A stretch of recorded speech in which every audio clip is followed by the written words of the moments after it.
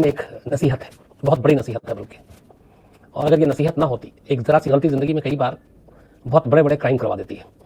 ये जो कहानी है ये बहुत एक छोटी सी मामूली सी गलती थी, लेकिन इस एक गलती ने 3 अलग अलग फैमिली की ज़िंदगी बर्बाद कर दी। इस एक छोटी सी गलती की वजह से कत्ल होता है, एक सुसाइड होता है और एक एनकाउंटर होता है, और तीनों अलग अलग परिवार के लोग। ये कहानी जुड़ी हुई है मोबाइल फ़ोन से, और मोबाइल फ़ोन, सोशल मीडिया, ये सब आप लोग जानते हैं आजकल जिस तेज़ी से ये सारी चीज़ें फैल रही हैं, जो नई नई टेक्नोलॉजी आ रही है, बहुत अच्छी चीज़ें लेकर आ रही है, लेकिन इसके साथ इसमें बहुत सारी गलत चीज़ें भी हो जाती हैं।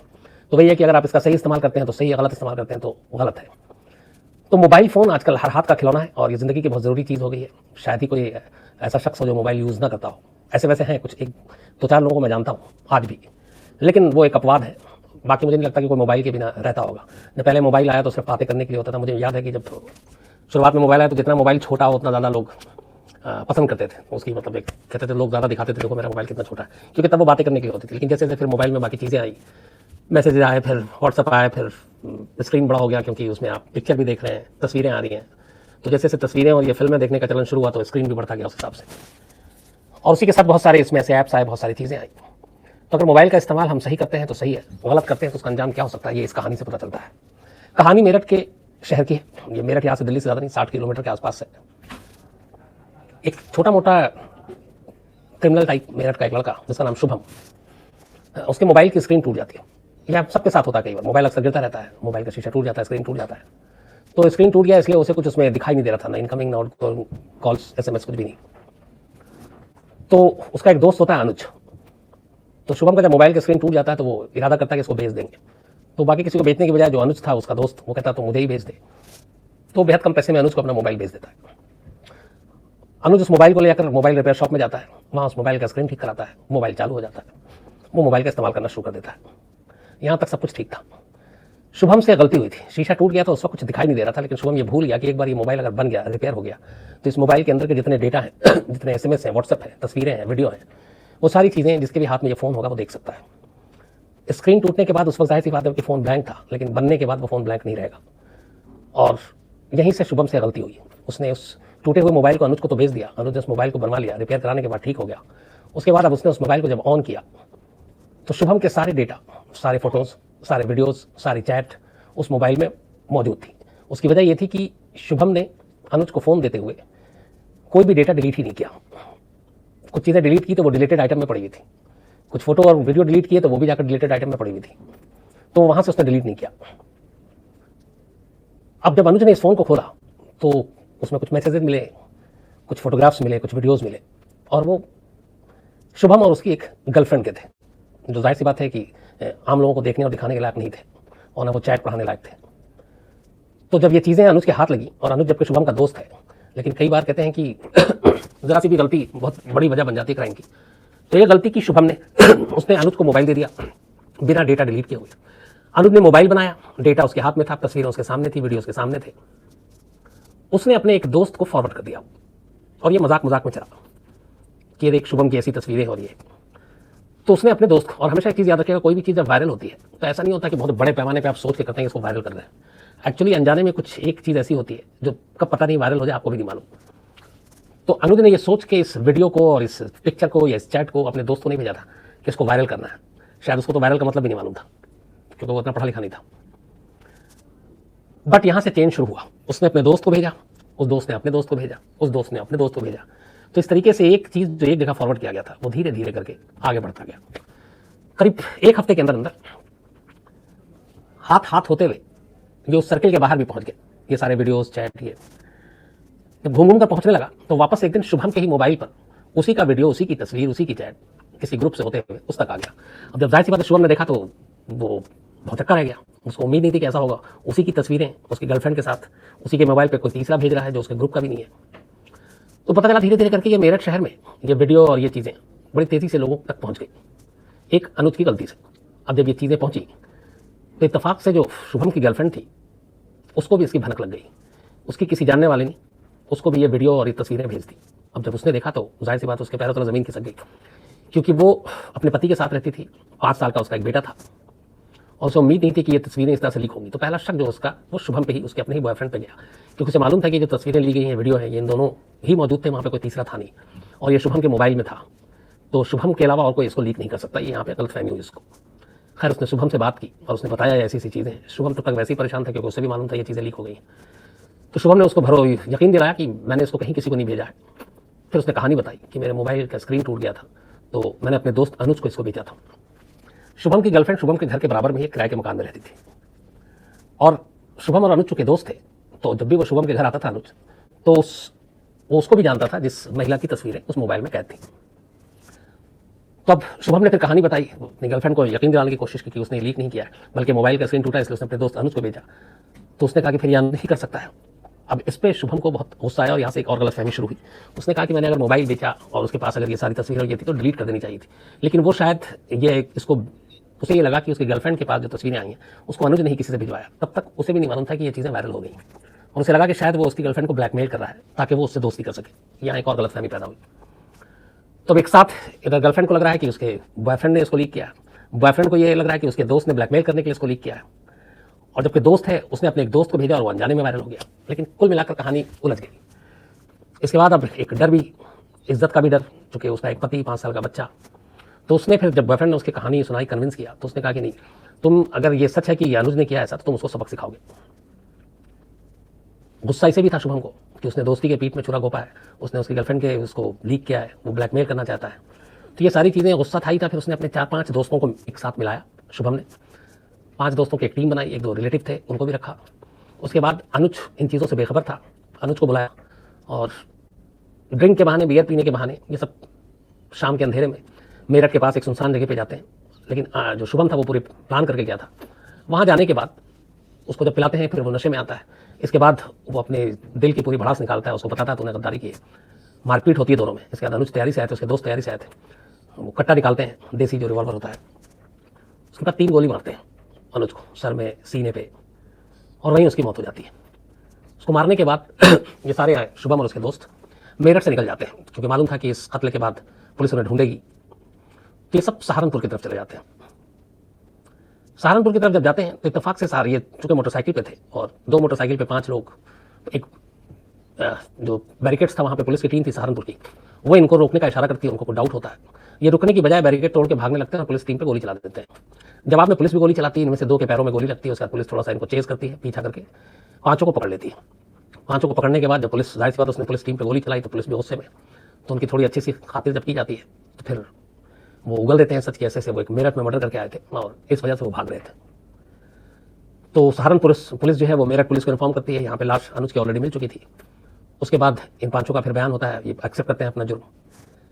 अखबार में ये खबर आ जाती है कि ये पकड़े गए और इन्होंने दोस्त की वजह से किया, और उसी अखबार में ये खबर भी आ जाती है कि एक महिला जो है जिसके साथ ऐसी तस्वीरें, वीडियो थे, वो वायरल हो गया था और उस वीडियो और तस्वीरों का बदला लेने के लिए कत्ल हुआ। हालांकि पुलिस ने उस महिला का नाम गुप्त रखा था, क्योंकि जाहिर सी बात है वो किसी की पत्नी थी, तो पुलिस ने कहीं से लीक नहीं किया उस महिला का नाम, लेकिन तस्वीरें और वो बहुत सारे लोगों के पास थी। तो अखबार में जब ये खबर छपी, ये 23 तारीख की बात है, इसी 23 मई की, तो ये खबर उस महिला तक पहुंची, यानी शुभम की गर्लफ्रेंड तक भी। और जब उसे पता चला कि अनुज को उसने मार डाला लेकिन वो अरेस्ट हो गया है, और उसने ये कहानी पढ़ी अखबार में कि एक महिला के लिए जिसके तस्वीरों को इस तरीके से लीक किया गया, वायरल हुआ, उसका बदला लेने के लिए मारा है। तो इस महिला को लगा कि हालांकि उसका नाम कहीं नहीं था, उसकी आइडेंटिटी जो है वो छुपा कर रखी गई थी, लेकिन उसे लगा कि शायद वो अपने पति से नजर नहीं मिला पाएगी और उसका भेद खुल गया है। तो बहुत उसको अजीब सा लगता है। वो अपने 5 साल के बेटे को उठाती है। अभी तक देखिए कि एक कत्ल हो गया, एक एनकाउंटर हुआ है, अब एक सुसाइड का केस आता है। तो अखबार पढ़ने के बाद वो अपने 5 साल के बेटे को उठाती है। वहाँ से दूर एक गंग नहर है, वो उस गंग नहर के पास जाती है, लेकिन उससे पहले वहाँ पे उसी नहर के नज़दीक एक शॉप है, वहाँ से वो अपने पति को फ़ोन करती है और कहती है कि वो मरने जा रही है, अपनी जान देने जा रही है, क्योंकि उसने कुछ पाप किए और वो अपनी प्रायश्चित नहीं कर सकती। ये कहकर वो उसने एक दुकान से फ़ोन मिलाया था अपने हस्बैंड के मोबाइल पे। उसके बाद वो छलांग मार देती है अपने 5 साल के बेटे के साथ गंगा नहर में। इत्तेफाक से कुछ लोग देख लेते हैं उसको छलांग लगाते हुए, तो वो भागते हैं उसको बचाने के लिए, कुछ लोग जम करते हैं पानी में। 5 साल के उस बच्चे का नसीब अच्छा था, उसको वो बचा लेते हैं, लेकिन वो महिला जो है वो तब तक बहकर दूर जा चुकी थी। ढूंढते हैं, वो नहीं मिलती क्योंकि पानी का फ्लो बहुत तेज़ था, लेकिन नसीब अच्छा था कि वो बच्चा बच गया, उसको उठा कर ले आए। और उसकी माँ की लाश नहीं मिली और अभी तक नहीं मिली। आज 28 से 5 दिन हो गए। इसके बाद खैर वहाँ पे जो विटनेस थे वो सारे लोग बताते हैं कि ऐसे एक महिला थी यहाँ पे, जो भी उन्होंने देखा। तो उन्हीं विटनेस से पता चलता है कि इस महिला ने एक दुकान में भी गई थी, वहाँ से किसी को फ़ोन किया, फिर उस दुकानदार के पास पुलिस जाती है। दुकानदार बताता है कि हाँ एक महिला है, तो उसने फ़ोन किया था। तो जिस नंबर पर कॉल किया था उस महिला ने, वो मोबाइल नंबर जो है वो नंबर पुलिस ट्रेस कर लेती है उसी दुकान से। उसके बाद उस मोबाइल पे कॉल करती है और पुलिस पूछती है कि किसका नंबर है, तो महिला का पति अपना नाम बताता है। तो पुलिस पूछती है कि आपकी अभी पत्नी ने आपको फ़ोन करके क्या कहा, तो बताता है कि हाँ ऐसे ऐसे उसने कहा और बड़ा अजीब, मतलब मुझे लगा कि कुछ उल्टा पुल्टा करने जा रही है। तो पुलिस ने उस पति को फ़ौरन उस जगह पे बुलाया। पति आता है, बच्चे को पहचानता है, बेटे को वो घर ले जाता है। उसके बाद फिर पुलिस सारी कड़ियाँ जब जोड़ती है, उधर एक इनकाउंटर, एक मर्डर, मोबाइल पे वायरल तस्वीरें, तो फिर सारी कहानी खुल जाती है। और वो यही होता है कि इस एक लापरवाही से, एक डेटा ना डिलीट करने की वजह से, एक मोबाइल पे एक लड़के का कत्ल हो जाता है, एक का एनकाउंटर होता है जिसमें पुलिस की 2 गोली लगती है, और एक जो किसी की पत्नी थी, एक 5 साल के बच्चे की माँ थी, वो कूद कर नदी में अपना जान देने की कोशिश करती है, बल्कि वो उसकी जान चली ही जाती है, बच्चा बच जाता है। तो एक ज़रा सी लापरवाही, एक डेटा ना डिलीट करने की वजह से, मोबाइल पे अपना मोबाइल डेटा समेत किसी और के हाथ में हवाले कर देने से, भेज देने से 3 जिंदगियां इस तरीके से बर्बाद हो गई। पुलिस कोशिश कर रही है उस महिला की लाश बरामद करने की, अभी तक कामयाबी नहीं मिली है। लेकिन पुलिस ने ये एक अच्छा काम यह किया कि अभी तक उस महिला के आइडेंटिटी को और इवन उसके हस्बैंड को भी, उसकी पहचान जो है उसको छुपा कर रखी है। उसकी वजह है कि ताकि उसके पति या बच्चों पर ऐसा कोई असर न पड़े। तो इस पूरी कहानी ये थी। इस कहानी से जो नसीहत है वो यही है कि मोबाइल, बाकी जो टेक्नोलॉजी है वो सब बहुत अच्छी चीज़ है तब तक जब तक इसका आप सही ढंग से, सही तरीके से, सही मकसद के लिए इस्तेमाल करेंगे। जहाँ आपने इसका गलत इस्तेमाल किया, गलत हाथों में दिया, तो फिर बहुत सारी चीज़ें हो सकती हैं। ये कहानी उसकी एक जिंदा मिसाल है। अब मैं दीपक से कहूँगा कि जो भी सवाल हो बताओ दीपक। इंजीनियर विकास भगत जी का सवाल है सर, आजकल जो शादी से पहले लड़का लड़की लिविंग रिलेशन में रहते हैं और जो लड़की के चक्कर में लड़के एक दूसरे से लड़ते रहते हैं, उस चीज़ के ऊपर आपकी क्या राय है? इंजीनियर भगत साहब, देखिए हर दौर बदलता है, और दौर बदलता है तो लोगों की सोच बदलती है, मिजाज बदलता है, रहन सहन का तरीका बदलता है, सोसाइटी जितना खुलती जाती है तो बाकी चीज़ें भी बदलती हैं। तो पहले ये नहीं था ये लिव इन में रहना, बिना शादी के एक साथ रहना, अब तो ये बहुत नॉर्मल और आम बात है। ऐसे बहुत सारे लोग हैं जो सालों साथ रहते हैं, फिर कभी शादी कर लेते हैं। तो ये सारी चीज़ें अगर जब तक, एक कानून भी जो है वो एक बालिग को ऐसा कोई रोकता नहीं है, इजाज़त है। अगर 2 बालिग लोग अपनी मर्जी से कहीं एक साथ रहना चाहते हैं तो बिल्कुल रह सकते हैं, इसमें कानून बीच में आने नहीं आता।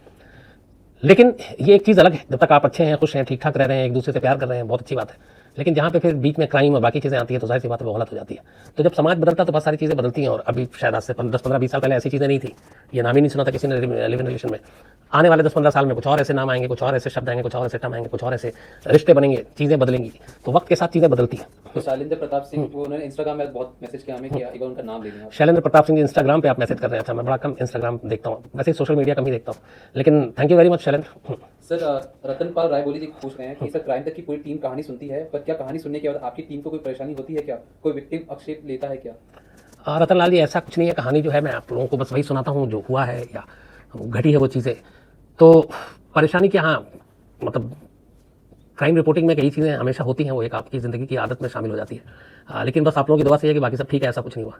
सर, अंकित कौशिक जी कह रहे हैं sir, I am your big fan, but मैं आपको लाइव नहीं देख पाता हूँ, बट रात के 11 बजे मेरा फिक्स है कि आपकी कहानी सुनना, और आपकी कहानी के लिए मैंने पबजी खेलना भी छोड़ दिया है। थैंक यू अंकित। ऐसे बहुत से लोग आप जैसे हैं जो लाइव नहीं सुन पाते हैं, अलग अलग तो टाइम जोन की वजह से, काम की वजह से, और भी कुछ चीज़ों की वजह से, जो बाद में भी देखते हैं। लेकिन चलिए, आप लोग इतना देखते हैं, इतना प्यार देते हैं, यही बहुत है। तो अपना काम भी जरूरी है, वो भी करें। बहुत सारे ऐसे हैं क्राइम तक के अपने फैमिली के हैं जिनका मैं मेल भी पढ़ता हूँ, कुछ स्टडी कर रहे हैं, कुछ कंपटीशन एग्जाम की तैयारी कर रहे हैं, कुछ यूपीएससी की तैयारी कर रहे हैं, कुछ अलग अलग और कंपटीशन एग्जाम की तैयारी कर रहे हैं। तो वो सब भी करते रहिए और जिंदगी में खूब तरक्की कीजिए, और कहानी भी जब मौका मिले सुनते रहिए।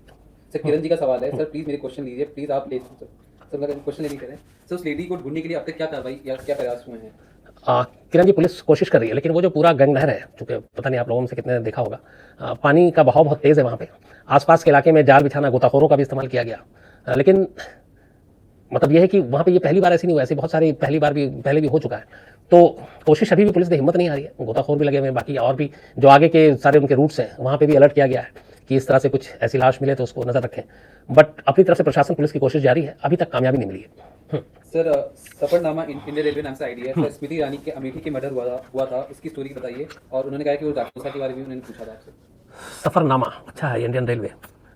चलिए, कभी आप अपने बारे में डिटेल बताइएगा। कई बार बहुत सारे लोगों का प्रेशर होता है रिजर्वेशन कंफर्म कराने के लिए, हालांकि कुछ लोग हैं रेलवे भवन में, लेकिन कितनी बार कहूँ, कभी कभी शर्म भी आती है। तो आप लोग कुछ नए और जुड़ जाएँ जो रिजर्वेशन कंफर्म कराएं। बहुत सारे क्राइम तक के फैमिली के भी लोग होंगे बेचारे, जब रिजर्वेशन नहीं मिलता है। तो वैसे भी जेट जब से बंद हुआ है, एयर फेयर भी बढ़ रहा है, तो ट्रेन की तरफ लोग ज़्यादा लौट रहे हैं। तो आप बताइएगा, ज़रूर हेल्प कीजिएगा। दूसरा ये कि आपने अमेठी के बारे में पूछा, कल डीजीपी ने प्रेस कॉन्फ्रेंस की थी यूपी के, उसमें ये हुआ था कि 2 चीज़ें उन्होंने कही थी। जो मर्डर हुआ है वो चूँकि एक बीजेपी के बहुत पुराने सपोर्टर थे, और उसमें एक पॉलिटिकल रंजिश, और दूसरा जाति भी, इनकी दुश्मनी बहुत पहले से थी उस गाँव में। तो ये दोनों चीज़ें मिलकर मौत की वजह बनी। जो गोली मारी गई, 5 इसमें से 5 लोग अभी अरेस्ट हुए हैं, और जो भी इसमें गुनहगार हैं यूपी पुलिस ने कहा कि उनको छोड़ेंगे नहीं। तो बड़ा अफसोसनाक इसलिए भी था कि एक तरफ इलेक्शन खत्म हुआ था और जीत की खुशी मन रही थी, और उसी में एक वो शख्स एक ऐसा कार्यकर्ता है जो लगातार लगा हुआ था और स्मृति ईरानी के भी बेहद करीब, तो उसकी गोली मारकर हत्या कर दी गई। ये थोड़ा सा मतलब इलेक्शन में और ये सारी चीज़ों में ये सब चीज़ें बड़ी तकलीफ दे होती हैं, तो ऐसा होना नहीं चाहिए। अलीशा सिंह जी वो कह रही हैं कि वो पंजाब से हैं, उनके हस्बैंड भी आपके फैन है और सिंगर है और नाम है मास्टर सलीम। आलिशा जी, आज शायद मैंने आपका मेल पढ़ा था, मैंने रिप्लाई नहीं कर पाया, उस वक्त थोड़ा बिजी था। हाँ, आपने बताया था आपके हस्बैंड सिंगर हैं मास्टर सलीम और बिजी रहते हैं। थैंक यू वेरी मच, आप लोग क्राइम तक की कहानी इतने प्यार से सुनते हैं, और क्राइम तक की पूरी फैमिली की तरफ से आपके लिए थैंक्स, आपको भी और सलीम साहब को भी। सर कई लोग कह रहे हैं कि सेम कहानी बनर्जी सर ने भी एक दो दिन पहले सुनाई थी, लेकिन आपकी स्टोरी में उनको ज़्यादा मजा आया। अच्छा, मुझे आइडिया नहीं था, मैं भूल गया था कि सुना था, पर थैंक यू। सर पैब्लो एस्कोबर की बस कहानी सुनना चाहते हैं कई लोग, और सर हाँ बताइए। हाँ, पैब्लो एस्कोबार और बाकी भी और कुछ कहानियाँ, कुछ और मेरे पास लिस्ट थी उसकी भी। आज मुझे एक्चुअली असल में ये लगा कि जब मेरी शाम को बात हो रही थी मेरठ में मेरे रिपोर्टर से भी और एक पुलिस अफसर से भी, तो जिस तरीके से ये वैसी बात हो रही थी एक नॉर्मल पुलिस से अफसर से, तो मैंने आपको शुरुआत में जो कुछ भी कहा ये उनके लाइन थे कि एक्चुअली कोई भी एक मोबाइल और ये सारी चीज़ें तब तक काम की होती हैं जब तक इसका हम सही इस्तेमाल करते हैं, और जहाँ इसका कोई गलत इस्तेमाल शुरू कर दे तो फिर ज़िंदगी आज़ाब हो जाती है। तो वही फिर मुझे अचानक लगा कि मुझे आप लोगों से शेयर करना चाहिए, क्योंकि कई लोग बार आप लोग कहते हैं कि इस कहानी का कोई मैसेज हो, कोई नसीहत हो, तो ये मुझे लगता है कि हम सभी के लिए एक नसीहत है कि अगर हम अपना मोबाइल, एक तो कभी ये मतलब मैंने ऑफिस में भी एक दो लोगों से सीखा है कि अगर आपका मोबाइल कभी ख़राब हो जाए या आप नया मोबाइल खरीदते हैं, आपके पास सेकंड हैंड मोबाइल है, तो आप कोशिश कीजिए कि किसी अनजान आदमी को एक तो कभी मत दीजिए भी नहीं, गिफ्ट भी मत दीजिए और बेचिए भी मत। देना ही है तो अपने फैमिली में किसी एक को दे दीजिए, क्योंकि फैमिली में आप ट्रस्ट कर सकते हैं, आप भरोसा कर सकते हैं। तो फैमिली में कोई ऐसे लोग हैं जो ज़रूरतमंद हैं, आप उनको दे दीजिए। बाहर के किसी शॉप में जाकर बेचना, किसी अनजान लोगों को बेचना, वो बहुत मतलब रिस्की है, क्योंकि कोई भी चीज़ कहीं भी डेटा हो सकता है। तो आप कोशिश कीजिए कि ऐसा मोबाइल जो आपके लिए यूजलेस है, आपने नया खरीद लिया है, ख़राब हो गया है, स्क्रीन टूट गया है, कुछ और चीज़ें, आवाज़ नहीं आ रही है, घर में रखिए, घर के लोगों के साथ शेयर कीजिए, उन्हीं में से किसी ज़रूरतमंद को दे दीजिए, बाहर मत दीजिए। सर दो सवाल हैं, शिव यादव जी पहले पूछ रहे हैं सर आईएसआईएस का क्या अपडेट है, क्या बगदाद इंडिया में भी आ सकता है? सर नीतीश कुमार जी कोई उनके साथ पूछ रहे हैं सर क्राइम तक चैनल क्या आपका आइडिया था या आज तक वालों का आइडिया था? पहला सवाल आईएसआईएस के बारे में, बगदादी का क्या, लास्ट मंथ पहले जो एक आई थी उसकी एक वीडियो, हालांकि अभी तक उसकी ऑथेंटिसिटी के बारे में कुछ पुख्ता नहीं कहा जा सकता। उसके बाद एक दूसरी खबर आई कि जिस वीडियो में जो बगदादी बैठा हुआ था उसके पीछे जो पिलो और कुशन और बाकी चीज़ें रखी हुई थी और जो दीवार पे जिस तरह का कर्टन था, वो अफगानिस्तान के तोरा बोरा की पहाड़ियों की याद दिलाता, क्योंकि एक ज़माने में जब ओसामा बिन लादेन की वहाँ पे आखिरी बार तस्वीर देखी गई थी तो वो सारे जो डिज़ाइन और बाकी चीज़ें थी वो सारी मिलती जुलती थी। तो एक रिपोर्ट ये भी आई एक अमेरिकन एजेंसी की तरफ से कि शायद बगदादी जो है वो तोरा बोरा की पहाड़ी अफगानिस्तान में, उसके पीछे रीज़न भी दिया कि एक तो अफगानिस्तान से अब अमेरिकन फोर्स है वो वापस लगभग चली गई या जा रही है, तो वो खाली एक तरह से तालिबान में हमदर्द हैं आईएसआईएस के, तो छुपने के लिए बेहतर जगह है। लेकिन कुछ रिपोर्ट ये भी है कि वो सोमालिया की तरफ हो सकता है, लेकिन इसके ऊपर पुख्ता कुछ नहीं कह सकते। नंबर 1। नंबर 2, क्राइम तक की आपने बात की, सबसे पहले एक न्यूज़ तक आया था इंडिया टुडे ग्रुप्स का, जो हमारा आज का ग्रुप है पूरा, तो उसके बाद बाकी चीज़ें आई थी, लेकिन ये था कि क्राइम तक मतलब बड़ा वो था कि लोग देखेंगे नहीं देखेंगे, सुनेंगे नहीं देखेंगे। एक और भी चीज़ आप लोगों से शेयर कर सकता हूँ, फैमिली मेम्बर है, कि बाकी सारे जितने भी और चैनल्स आते हैं वो तो सब ठीक है, क्राइम में स्पॉन्सर कैसे आएगा? खून खराबा, रेप, डकैती, बलात्कार, तो कौन देखेगा, कौन क्या करेगा, कौन इसमें स्पॉन्सर्ड होगा? तो मैं पहले मजाक में कहता था कि इसमें रामपुरी चाकू वाले स्पॉन्सर्ड बन जाएंगे, कभी AK-47 वाले बन जाएंगे, कोई फलाना RDX हो जाएगा। खैर वो मजाक था, लेकिन यह है कि ऐसे ही शुरू हुआ कि नहीं एक होना चाहिए क्राइम तक, मजाक में, और इत्तेफाक से वो शुरू हुआ, फिर धीरे धीरे आपका परिवार बढ़ता गया और आज आपके सामने बैठा हूँ। सर अखिल दुबे जी पूछ रहे हैं कि सर कश्मीरी भारत के बारे में क्या सोचते हैं, क्योंकि उनको कह रहे हैं कि उनके साथ कश्मीरी पड़ता है और वो कह रहा है कि भारतीय आर्मी उन पर बहुत ज़्यादा शोषण करती है उनका। ये देखिए यही चीज़ें हैं जो मतलब हमारे पॉलिटिकल उसमें भी, कि कश्मीरी भारत के बारे में क्या सोचते हैं। मैंने दो तरह के खासतौर पर कश्मीरी देखे हैं। एक जिन कश्मीरियों को मैं जानता हूँ जो अलग अलग कश्मीर से बाहर निकल कर पढ़ते हैं, हम लोगों के साथ घुलते मिलते रहते हैं, उनकी सोच बिल्कुल अलग है। एक कश्मीर के आप एकदम इंटीरियर पार्ट में चले जाएं, उनकी सोच एकदम अलग है। वो मतलब न पाकिस्तान के साथ जाना चाहते हैं कहते हैं, लेकिन ये भी कहते हैं कि मैं इंडिया के साथ भी नहीं हूँ। आर्मी के बारे में भी वो इसी तरह की बातें करते हैं। लेकिन एक दूसरा पक्ष ये है, अब जो मैं जिनको ज़्यादातर लोगों को जो कश्मीरों को जानता हूँ वो हमेशा पाकिस्तान के मुकाबले हिंदुस्तान से प्यार करते हैं, इंडिया को लाइक करते हैं, यहाँ की जो तरक्की है, बाकी चीज़ें हैं, उन सब की तारीफ करते हैं। तो कुछ लोग, मेरा अपना मानना है कि अगर मैं उस हिसाब से देखूं तो कुछ लोग हैं जिनको जाहिर सी बात है एक तरफ से पाकिस्तान भड़काता है, कुछ हमारे पॉलिटिशियन भी जो है उनको भड़काते हैं, तो वो उनको उल्टे रास्ते पे ले जाते हैं। लेकिन मेरा मानना है कि जो मेजोरिटी है वो इंडिया से प्यार करते हैं और इंडिया के साथ ही रहना चाहते हैं।